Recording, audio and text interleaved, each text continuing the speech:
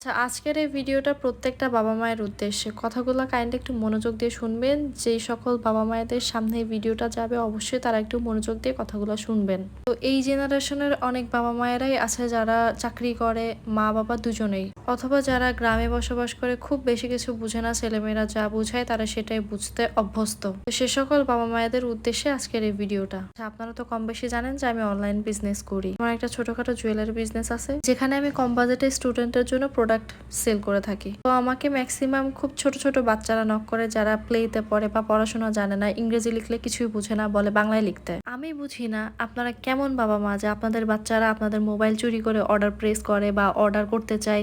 তারা কিন্তু কিছুই বুঝে না যে অনলাইনে কিভাবে অর্ডার করতে হবে, কি করতে হবে। তারা জাস্ট আসে, মেসেজের উপরে মেসেজ দেয়, কল করে, ইচ্ছা মতো ডিস্টার্ব করে, তা বলে, গালিগালাজ করে। মানে আমি বুঝি না যে এই সকল পোলাপাইনদের হাতে কেন তাদের বাবা মা ফোন দিয়ে রাখে। আমাদেরকেও তো আমাদের বাবা মা বড় করছে, কখনো ওই ছোট বয়সে ফোন কাকে বলে সে জিনিসটা বুঝিনি। আমি তো ভার্সিটি লেভেলে আসার আগ দিয়ে আমার বাবা মা কখনো আমাকে ফোন দেয় নাই। এখনকার ছোট বাচ্চারা ক্রাইম করে বসে, ক্রাইম কি জিনিস তারা সেটাও বুঝে, অথচ আমাদের জেনারেশনের পোলাপাইন আমরা কিন্তু ক্রাইম কাকে বলে সেটা বুঝতাম না। এই সকল রিজনের পেছনে কিন্তু আপনারা বাবা মায়েরাই দায়ী। আমি যে প্রবলেমটা ফেস করতেছি সেটা হচ্ছে হোয়াটসঅ্যাপে কন্টিনিউয়াসলি বিভিন্ন নাম্বার থেকে আমাকে মেসেজ দিতেছে। তো নর্মালি আমার বিজনেসের ক্ষেত্রে অনেকেই আমাকে সকাল বিকাল নক দেয়, সেটা নিয়ে আমার কোনো প্রবলেম নাই।